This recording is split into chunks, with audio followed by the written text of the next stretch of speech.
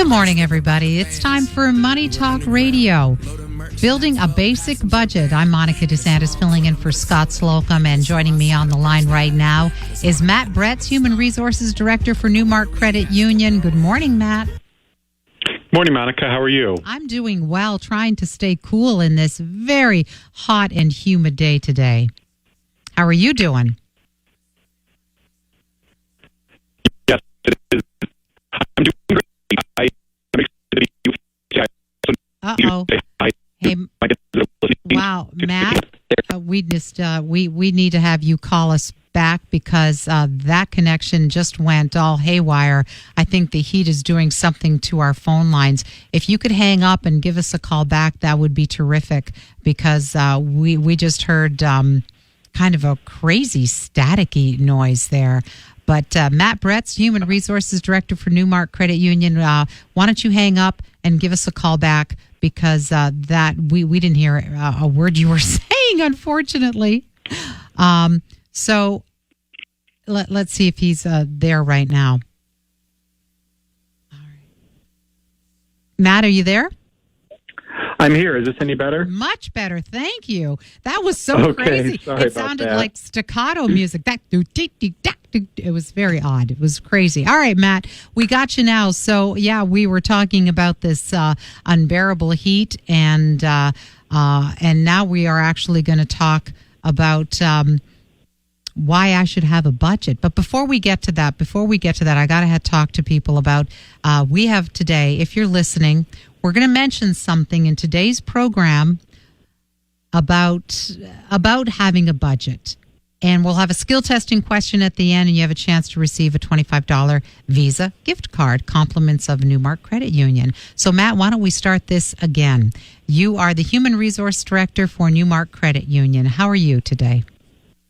I'm doing great. I apologize for that issue before, but I'm really excited to be talking with you about budgets today. And I also wanted to give a shout out to two of my kids that are listening, Caitlin and Noah. And I've been already trying to teach them about budgeting and saving. So I think it's really exciting to be talking about this today, having them hear about it, because I try to lecture them at home about savings and also having budgets for the times that they want to spend money or get a toy or something like that too. Well, you're absolutely right to educate your kids. So Caitlin and Noah, hi, hope you're doing well on this Tuesday morning, because what's going to happen when we get older if we don't have a budget? I mean, things will go haywire, and that whatever it is that you want to buy all of a sudden becomes out of reach. So having a budget is important, but controlling how and where you choose to spend your money is key. Talk about that. Yeah, absolutely. It kind of helps provide direction for you, because none of us can really know with our income, unless you have a plan, how you're going to be able to live within that income. So it helps provide a direction and educates you on really how to manage your money and know if you can spend what you want to spend is the right thing to do. So how do I decide what to spend my money on? I mean, I always think about going through what I absolutely have to spend it on, like your mortgage, your rent, keeping the lights on. Yeah, you have to look at needs and wants. So we're always going to have necessities in life that we have to pay for, such as those housing payments and utilities and food and transportation. Those are basic life necessities that we know we will always have to pay for. So those are the needs that you kind of have to focus on first. And then from there, you have to figure out how you can live within your means for the wants, such as where you spend your money on entertainment or travel and lifestyle. So it's setting that foundation first of looking at what your basic needs and necessities are, planning for that, and from there figuring out what you can fill in for those wants. Okay, and okay, Matt, what else? What if I find out that I make a budget and I'm like, whoa, I do not make enough money to support this lifestyle, and maybe I don't even make enough money to allow me to live where I want to live. I mean, I have to make some big decisions then. Yeah, and there's an idea of, potentially breaking your budget. And a lot of times what that means is you don't stick to what you have planned, or you might be spending without having a regard for what your income and expenses are. And oftentimes this will mean that you have to go into debt to pay for expenses, which only puts more pressure on your future monthly cash flows. So it's really important to kind of plan for all of those potential expenses that you're going to have and really live within that budget that you've created. We're speaking with Matt Bretz, Human Resources Director for NuMark Credit Union. And today we're on Money Talk on 1340 WJOL. So then what does it mean to break your budget? So when you think breaking your budget, you're really not keeping it in mind as you spend money every month. You've got your cash flow of your income coming in, but if you don't stick to what you've planned for, that's where you're going to see your expenses exceed what you've planned for with your income. And that's where debt can continue to accrue and become overwhelming to be able to afford. So breaking your budget is really tricky because you have to be mindful of it every month. And if there is an increase in income, where do you look at placing those funds for your budget to still live within those means? And what about when you have a little bit of a windfall? You get a check in the mail that you weren't expecting. Where is the best place to put that in your monthly? I always review it as found money. Therefore, then I'm going to go ahead and buy whatever I'm going to buy and not worry about the budget this month. Yeah. So, there's the idea that you're always going to have unexpected expenses, or you can try to plan for emergencies. So as you're doing a budget or as you're planning for what your expenses are going to be, we know that cars don't run forever without breaking down. We know that homes don't, last forever without breaking down. So if you happen to have a windfall of cash come in, one of the most important things to do is plan for emergencies. Figure out, do I have enough money set aside for when eventually something will break down that I don't have to tap into a credit card or take out a loan to pay for what might happen? And it's hard to plan for those emergencies and leave that money there and not touch it for a want that you have. But we all have to realize that we know unexpected expenses are going to happen eventually, so we have to plan for those too. I can hear people saying, hey, I don't have any money left over at the end of the month to make that emergency fund. But what if you were to just take even, $10 a week, $5 a week? Eventually that is going to start to grow, and you would realize it's like, okay, I've got a little bit of a cushion there. It's not huge, but at least it's something. Maybe I don't have. People always go to Starbucks. I don't have the Starbucks. Maybe that's not in your wheelhouse, but there's certainly ways that we can find a few dollars a week to save. It does. It adds up. And when you focus on those consistent savings habits, and it's sort of an out of sight, out of mind approach, you realize that after time, it really does add up. And if you sacrifice, maybe that lunch out once a week or that coffee stop a couple times a week, all that can really add up over time to help you prepare for a financial emergency, or planning to take a vacation where you have to go into debt or put it on a credit card. So making those small little changes in your habits can really add up over time. So what things are considered forms of income then? So when you're looking at, what you earn from a job, your gross income is what your company pays you for your work. That's going to be before taxes and retirement and those types of things are taken out. So your gross income is that initial amount that you receive for the work that you do.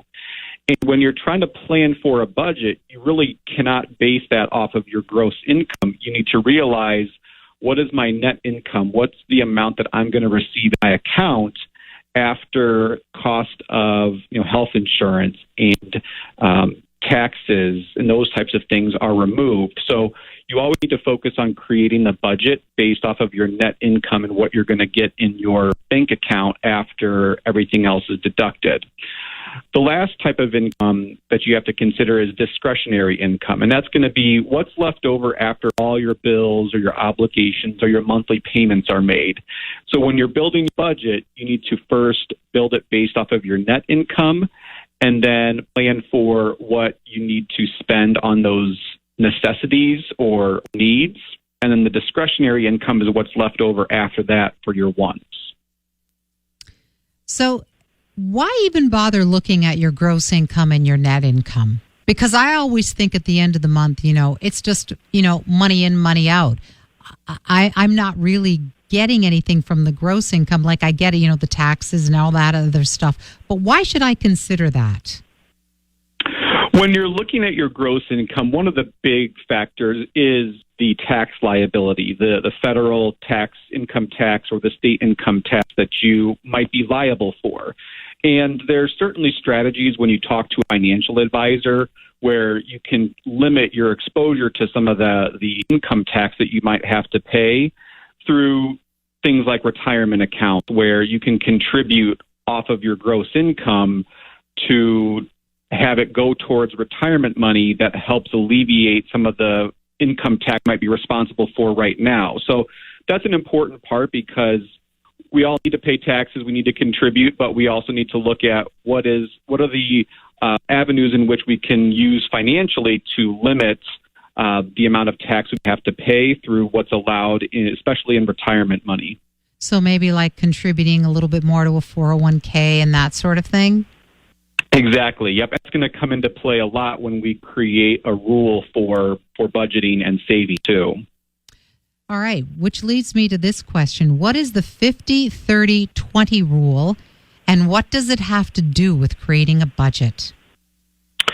So the 50-30-20 rule, this rule states that you should divide up your income, and mostly it's after-tax income that we're looking at, but some of it could also be potentially that gross income.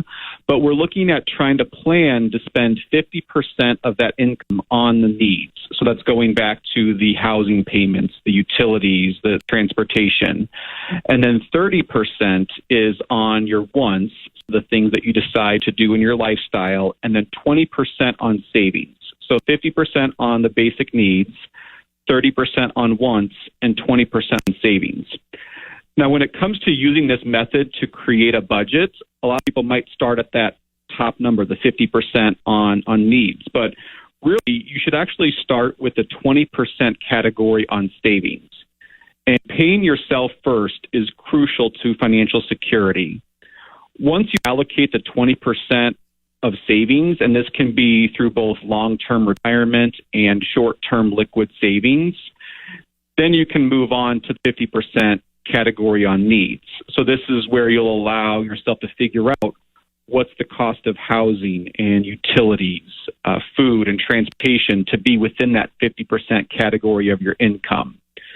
And then the last category that you should allocate is the 30% on wants. And this is the area that can be the hardest to stay within because it means that you may have to sacrifice some things because you've already allocated the other 70% on savings and the basic needs. Oh, my. I was just doing a quick calculation here, and you're absolutely right. I started with 50% on needs. I did not go the other way around, starting with the savings. And I was shocked at how much I should be saving.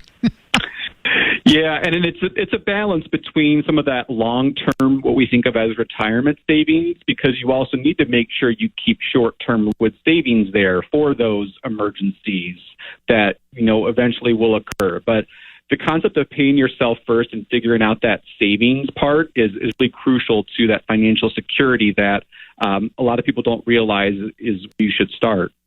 So that's the 50-30-20 rule. So 50% on needs, 30% on wants, and 20% on savings. And you say that's exactly where we should start. We look at our income after tax, and we start 20% right off the top, savings. And that's for our financial future. So Exactly. talk to me about the products and money management tool with NuMark online banking. Like how can NuMark help us with this budget? Absolutely. So our members have a free product that they have access to within our online banking called Money Management. It's a super easy, user-friendly tool in which they can build a budget. They can start to plan for those savings and set goals, and then they can build in what they think they could pay for in expenses with some of the needs and the wants. And so it's a really slick tool that allows our members to be able to create that budget and live within that and track it all throughout the month so they can stay within their budget. So what are some of the tools that you can suggest that people use to stay true to their budget? That money management software is really great. Some people like the old-fashioned pen and paper, or they'll also use an Excel spreadsheet. But any of those tools, I think the most important thing is, keep it in front of you, have it something that's easily accessible, because it will help you decide as you're potentially making that purchase on a want, or if there's maybe a need that you have to look at buying a new home, it'll help you decide what is going to be with your budget. So keeping it in front of you and easily accessible is the key with any of the tools that you might use. What about the old-fashioned way, having envelopes each month? What do you think about that? So one of the methods, that's sort of the concept of maybe putting cash in envelopes for each spending category that you have. Something that I personally do is similar to that, only it's done digitally within our accounts.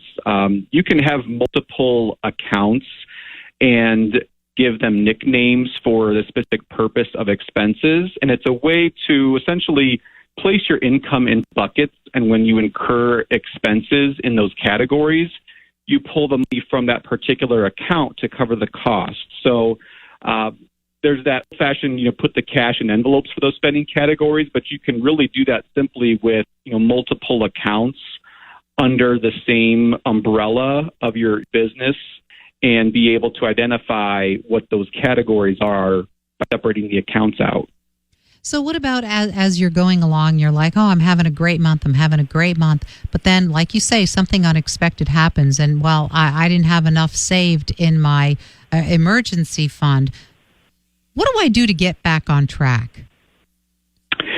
It's really about discipline every month and sort of turning down those unnecessary spending items and cutting expenses where you can. And if you have a month where maybe something happened that sort of blew your budget out of the water, just know that it's not going to be detrimental if you can make those changes in the future. If you can make adjustments to where you're spending your money to readjust it to account for it in the future, that's where it's key to just really make those sacrifices and be disciplined to sort of build that cushion back up again. We're speaking with Matt Bretz, Human Resources Director for NuMark Credit Union. NuMark Credit Union has a way for you to save money, not only for your future, your retirement, and an emergency run, so you have emergency fund, I should say, so that you have financial security and you can live the lifestyle that you want to live. So how can someone, Matt, begin to build a basic budget?